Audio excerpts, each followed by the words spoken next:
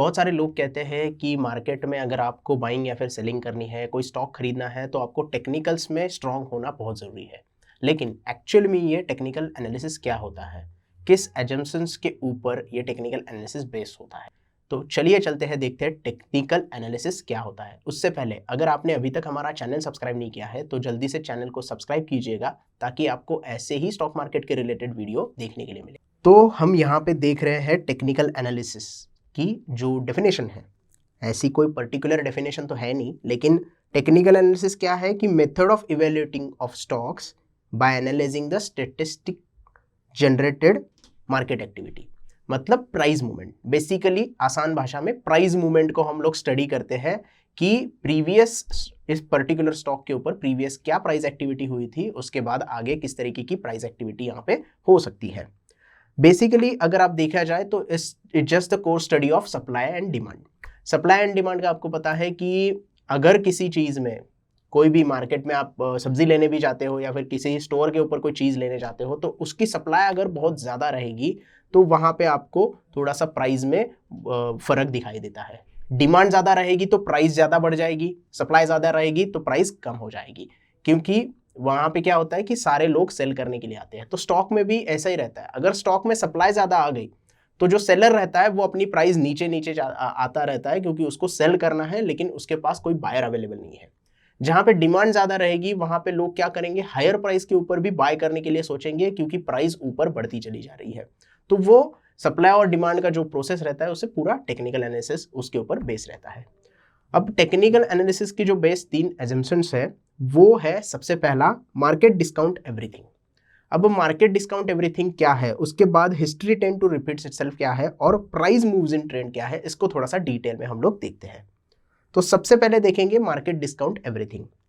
जो भी मार्केट में कोई भी न्यूज़ आती है, इलेक्शन हो गया, कोई वॉर हो गया, कोई आतंकवादी संगठन ने हल्ला कर दिया किसी देश के ऊपर, या फिर कोई बैड न्यूज़ आ गई, कोई बैंक्रप्सी आ गई, कोई घोटाला हो गया, तो हमें न्यूज़ मिलती है कि कोई बुरी चीज़ आने वाली है या फिर कोई अच्छी चीज़ आती है। बजट के दिन हो गया, एक्सपायरी हो गई, ये एक इवेंट रहते हैं। तो इस इवेंट को मार्केट जनरली डिस्काउंट कर लेता है। थोड़े दिन तक उसका इफेक्ट रहेगा मार्केट के ऊपर, और उसके बाद वो डिस्काउंट हो जाता है। एक बार मार्केट को पता चल जाता है कि नहीं, ये चीज़ खत्म हो सकती है, तो मार्केट फिर से स्टेबल होने लगता है। तो इसीलिए मार्केट हर वो चीज़ होती है, हर वो इवेंट होता है, उसमें थोड़ी सी प्रतिक्रिया अपनी देता है, और उसके बाद मार्केट अपने जो पहले चल रहा है उसी तरीके से स्टेबल हो जाता है और उसी तरीके से बिहेव करने लगता है। इसीलिए जो भी जनरल इलेक्शंस रहते हैं या फिर एक्सपायरी ऑफ फ्यूचर ऑप्शन रहती है, कोई भी पॉजिटिव या फिर निगेटिव न्यूज़ अगर रहती है मार्केट में, तो वो उस वक्त के लिए रिएक्शन देता है मार्केट। जैसे बजट आ गया, बजट के दिन कोई अच्छी अनाउंसमेंट आ गई तो मार्केट अप कर जाता है, अगर कोई बुरी अनाउंसमेंट आ गई तो मार्केट डाउन कर जाता है। तो बजट का ये जो प्राइस मूवमेंट रहता है या फिर मार्केट का जो इंक्रीज या डिक्रीज रहता है, अपसाइड मूवमेंट रहता है, वो उस दिन के लिए या फिर उसके 2 दिन के लिए रहता है। उसके बाद जैसे ही बजट पूरा कंप्लीट हो जाता है, मार्केट फिर से स्टेबलाइज हो जाता है और फिर से अपने मूवमेंट में चलना शुरू हो जाता है। उसी की तरह कोई अगर वॉर सिचुएशन हो गई, तो वॉर सिचुएशन में क्या होता है कि जिस दिन वॉर अनाउंस हुआ है या फिर जिस दिन अटैक हुआ है, उस दिन मार्केट जोर से गिर जाएगा। तो जैसे जैसे वॉर की खबरें आने लगेगी, मार्केट को पता चलेगा कि नहीं, स्टेबिलिटी आ रही है, वॉर खत्म होने को आ रहा है, तो उसके बाद मार्केट फिर से स्टेबल हो जाता है। तो मार्केट देखता क्या है, डिस्काउंट क्या करता है कि ठोस डिसीजन मार्केट को चाहिए, मतलब त्रिशंकु कोई चीज नहीं चाहिए मार्केट को। जैसे ही इलेक्शन में अगर किसी सरकार का बहुमत आ गया, तो मार्केट को क्या चाहिए, डिसीजन मेकिंग सरकार चाहिए होती है कि अच्छे डिसीजन ले सके, ताकि पॉलिसीज कंटिन्यू हो सके। तो इसकी वजह से वो रिएक्ट करता है। अगर ऐसी सरकार बनी जो 3 लोगों को 4 लोगों को साथ मिलकर बनाई है, तो वो डिसीजन मेकिंग ठीक से नहीं कर पाएंगे, पॉलिसीज को अच्छी तरीके से नहीं प्रेजेंट कर पाएंगे। ऐसा मार्केट का सोचना होता है। ये मेरा सोचना नहीं है, मार्केट में सब लोग ऐसा सोचते हैं। इसकी वजह से मार्केट में वो रिएक्शन आ जाती है, लेकिन वो रिएक्शन भी डिस्काउंट हो जाती है जब आगे जाके जैसे जैसे दिन बीत जाते हैं, तो मार्केट सारी चीज़ें डिस्काउंट कर लेता है। उसी तरीके से एक्सपायरी का होता है। हर थर्सडे को वीकली एक्सपायरी होती है निफ्टी की, मंथली एक्सपायरी होती है लास्ट थर्सडे को। तो उस दिन हमें ज़्यादा वोलेटिलिटी दिखाई देती है, क्योंकि जो कॉन्ट्रैक्ट होते हैं वो एक्सपायर होने वाले होते हैं, और जिस दिन एक्सपायरी खत्म होती है उस दिन फिर से मार्केट नॉर्मल हो जाता है। इसकी वजह से ये मार्केट डिस्काउंट एवरीथिंग हमें हमेशा ध्यान में रखना चाहिए। उसके बाद दूसरा एजम्पशन है history tend to repeat itself. History tend to repeat itself. अब ये क्या बताती है, repetitive nature of price movement is attribute to market psychology.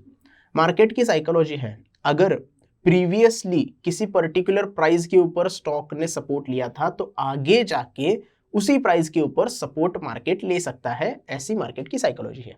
मान लो कोई एक स्टॉक है जो 500 रुपए पे सपोर्ट ले रहा है, तो आगे जाके भी अगर वो 500 से 1000 की रैली करता है और 1000 के बाद फिर से नीचे आता है, तो चांस बहुत ज्यादा है कि वो 500 रुपए पे फिर एक बार सपोर्ट लेने की कोशिश करेगा, क्योंकि साइकोलॉजी वैसे क्रिएट हुई है, क्योंकि हिस्ट्री में बताया गया है, क्योंकि जो पास्ट परफॉर्मेंस है वहां पे हमें दिखाई देता है कि 500 रुपए के प्राइस के ऊपर स्टॉक ने सपोर्ट लिया था, इसलिए आगे जाके फिर से एक बार अगर स्टॉक प्राइस 500 रुपए पे आ जाएगा तो वहां पे सपोर्ट लेने की कोशिश करेगा। तो इसीलिए हम कहते हैं कि history tend to repeat self. तो ये चार्ट जो रहते हैं वो 100 साल से आपको वहां पे दिखाई देंगे, क्योंकि अगर आप बहुत पुराना मार्केट देखेंगे यूएस का और उसका, तो जब से ये मार्केट स्टार्ट हुए हैं, फॉर एग्जांपल हम निफ्टी लेते हैं, निफ्टी की जब शुरुआत हुई थी तब से आप निफ्टी का चार्ट देख सकते हैं और तब की प्राइस मूवमेंट क्या हुई थी उसके डिसाइड पे उस प्राइस मूवमेंट के ऊपर आज हम बता सकते हैं कि सपोर्ट कहाँ पे है और रेजिस्टेंस कहाँ पे है। तो बेसिकली हिस्ट्री में जो सपोर्ट और रेजिस्टेंस क्रिएट हुए हैं वो आगे जाके हमारे लिए फिर एक बार सपोर्ट और रेजिस्टेंस का काम कर सकते हैं, ऐसा हमें यहाँ पे हिस्ट्री बता रही है, इसीलिए history tend to repeat self है, इटसेल्फ हम यहाँ पे कहते हैं। अब जो तीसरा एजम्पशन है वो है ट्रेंड का, price moves in a trend. अब मार्केट के आप ट्रेंड देखोगे तो वो 3 प्रकार के ट्रेंड होते हैं। पहला होता है अप ट्रेंड। अप ट्रेंड में क्या होता है, जो प्राइस होती है वो हायर हाइज और हायर लोज क्रिएट करती है। जैसे कि आप यहाँ पे देख रहे हैं, प्राइस ने हाई बनाया, फिर प्राइस लो पे आई, फिर इस हाई बनाया, फिर लो पे आई, फिर हाई बनाया, फिर लो पे आई, फिर हाई बनाया, फिर लो पे आई, फिर हाई बनाया, फिर लो पे आई। तो इस तरीके का फॉर्मेशन क्रिएट होता है, इसलिए इसे अप ट्रेंड कहा जाता है। अगर आप इसे देखोगे तो प्राइस पूरे तरीके से यहाँ पे ऊपर की तरफ जाती हुई दिखाई दे रही है, तो ये अप ट्रेंड में प्राइस है, ऐसा हम यहाँ पे कहते हैं।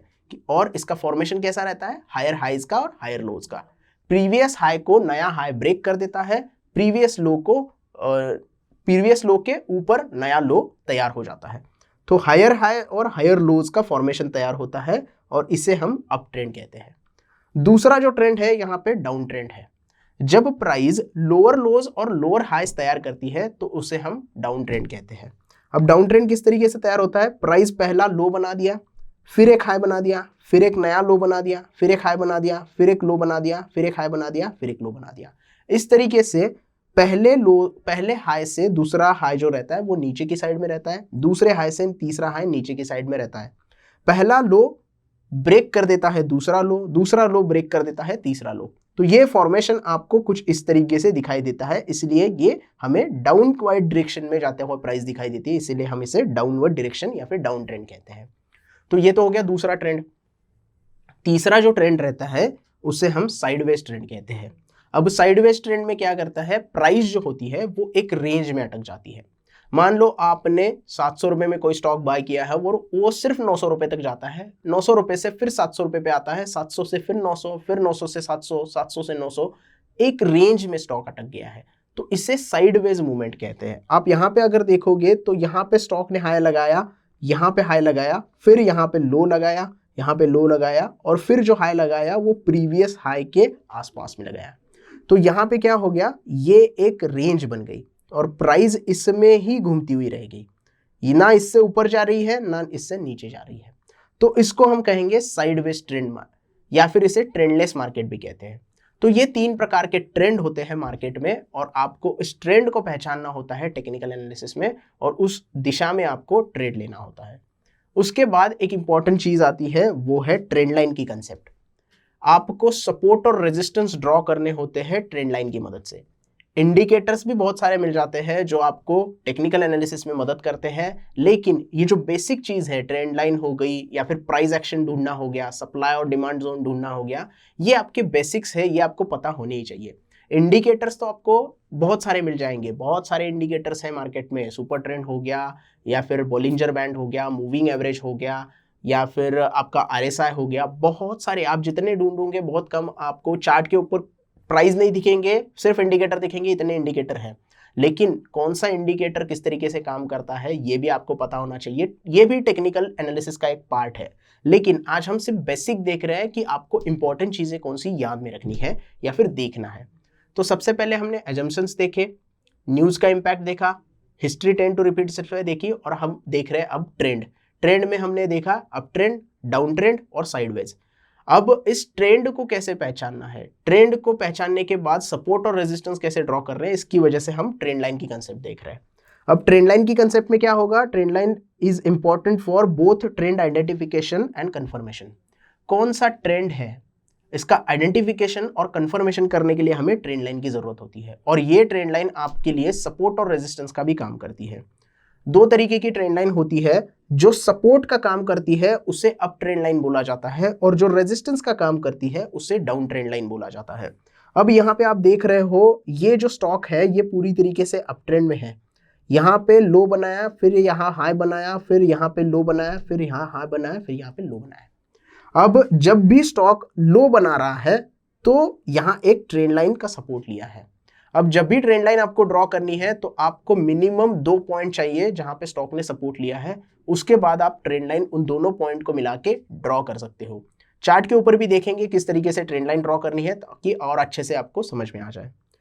ये होगी आपकी अप ट्रेंड लाइन। अब यहाँ पे स्टॉक क्या कर रहा है, इस ट्रेंड लाइन का सपोर्ट लेते हुए ऊपर की तरफ बढ़ रहा है। जब भी स्टॉक इस ट्रेंड लाइन को ब्रेक करेगा आपका ट्रेंड जो होगा वो चेंज हो जाएगा। हमेशा याद रखना है, सपोर्ट की ट्रेंड लाइन जब ब्रेक हो जाएगी तब आपका ट्रेंड जो है वो यहाँ पे चेंज हो जाएगा या फिर ट्रेंड आपका बदल जाएगा। तो ये अप ट्रेंड लाइन हो गई। दूसरी होती है down trend line. Down trend line में क्या होता है कि स्टॉक जो होता है ट्रेंड लाइन को रेजिस्टेंस बनाता है। अब यहाँ पे देख रहे हैं, यहाँ पे रेजिस्टेंस लिया, यहाँ पे रेजिस्टेंस लिया, यहाँ पे रेजिस्टेंस लिया, यहाँ पे रेजिस्टेंस लिया और यहाँ पे रेजिस्टेंस लिया। मतलब ये जो ट्रेंड लाइन है इसके ऊपर प्राइस नहीं जा रही है, बार बार यहाँ पे इसको रोक रही है, और जैसे ही इस ट्रेंड लाइन को ब्रेक करेगी प्राइस तो ट्रेंड आपका चेंज हो जाएगा। तो यहाँ पे आपको सपोर्ट के लिए एक ट्रेंड लाइन मिलती है जिसे हम अप ट्रेंड लाइन बोलते हैं, और जो रेजिस्टेंस के लिए ट्रेंड लाइन मिलती है उसे हम डाउन ट्रेंड लाइन बोलते हैं। तो ये दो ट्रेंड लाइन आपको अगर मारनी है तो सबसे पहले आपको 2 मिनिमम पॉइंट यहाँ पे कनेक्ट करने होंगे, जो कि अप ट्रेंड में हायर लोज होते हैं और डाउन ट्रेंड में लोअर हाइज होते हैं। तो इसी बात को हम थोड़ा सा चार्ट के ऊपर देख लेते हैं कि किस तरीके से ट्रेंड लाइन ड्रॉ करनी है। वैसे ट्रेंड लाइन के ऊपर और कैंडलस्टिक के ऊपर और चार्ट पैटर्न के ऊपर हमने अलग से वीडियो बनाए हुए हैं। अगर आपने वो वीडियो अभी तक नहीं देखे हैं तो अवेलेबल है डिस्क्रिप्शन में, वो वीडियोस अवेलेबल है, लिंक मैं दे दूंगा, वहां पे जाके आप इंडिविजुअल इसके ऊपर वीडियो बना देख सकते हो। उसके अलावा टेक्निकल एनालिसिस के ऊपर एक पूरा वीडियो हमने बनाया हुआ है, तो वो भी आप देख सकते हैं हमारी टेक्निकल एनालिसिस के सीरीज में।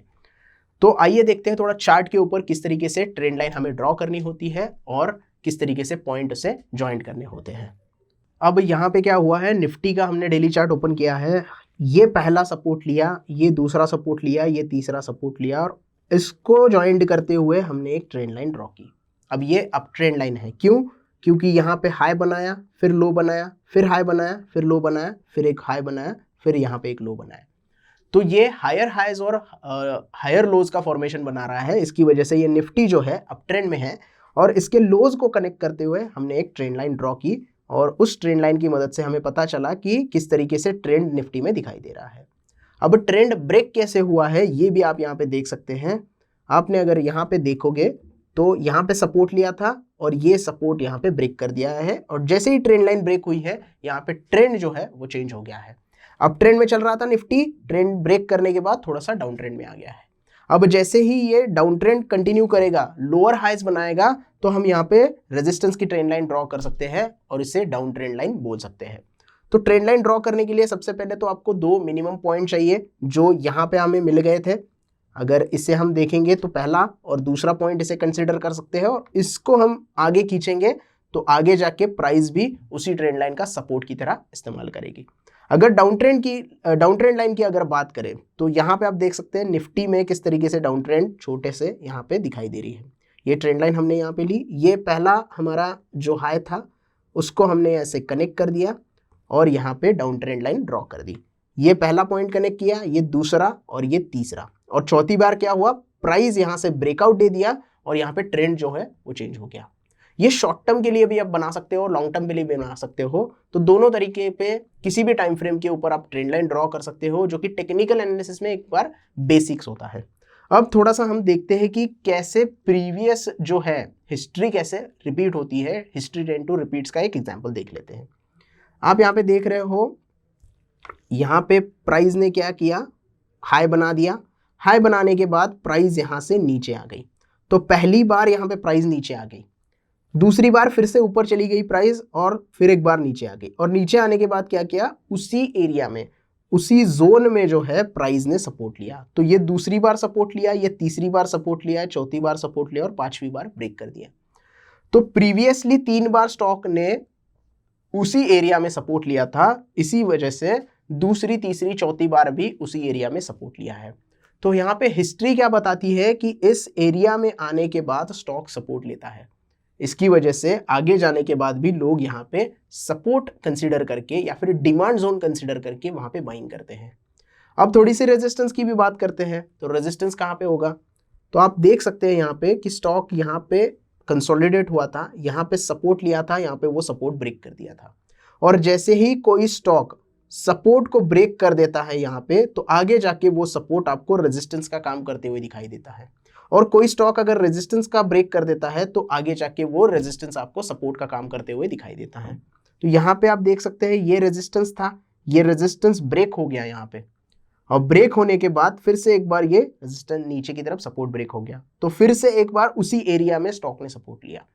तो यहाँ पे हम देख सकते हैं कि किस तरीके से बार बार प्रीवियस जो सपोर्ट या फिर रेजिस्टेंस था वहां पे प्राइस आके सपोर्ट ले रही है, या तो यहाँ पे रेजिस्टेंस ले रही है।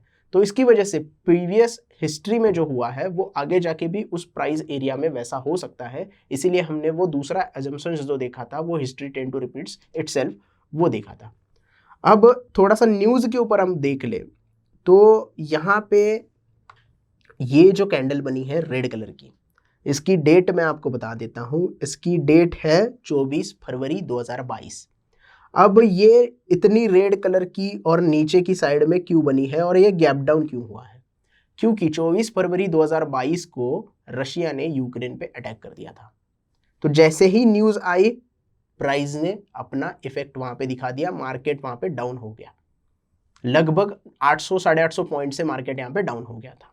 लेकिन जैसे ही ये मार्केट ने डिस्काउंट कर दिया, मार्केट को पता चल गया कि अभी ये युद्ध होने ही वाला है, कुछ दिन और चलेगा, तो मार्केट ने पूरा स्टेबिलिटी आ गई और मार्केट वहां से रिकवर होने के लिए आगे बढ़ गया। इसकी वजह से उसके तुरंत 2 दिन बाद यहाँ पे हमें ग्रीन कैंडल दिखाई दी। मतलब ये जो इवेंट था ये निकल गया, जो न्यूज थी वो डिस्काउंट कर दी मार्केट ने, और मार्केट फिर से अपने जो प्रीवियस ट्रेंड है या फिर जो कंटिन्यूएशन है स्टेबिलिटी में आ गया। थोड़ी सी वोलेटिलिटी रहेगी ऐसी न्यूज में, लेकिन ज्यादा इंपैक्ट उसी दिन आएगा जिस दिन ये इवेंट हुआ है। अब कोई और इवेंट हो जाता है, अगर रशिया यहाँ पे मान लो परमाणु हमला कर देता है तो यहाँ पे इंपैक्ट आएगा, या फिर वॉर अगर मिट जाता है दोनों का तो अच्छा एक इंपैक्ट आएगा, पॉजिटिव न्यूज आएगी और मार्केट ऊपर की तरफ शिफ्ट होगा। तो इसीलिए हमने जो 3 एजम्पशंस देखे थे वो तीनों का किस तरीके से मार्केट के ऊपर इफेक्ट होता है, चार्ट के ऊपर इफेक्ट होता है, इसके साथ हमने आज टेक्निकल एनालिसिस का बेसिक्स देखा।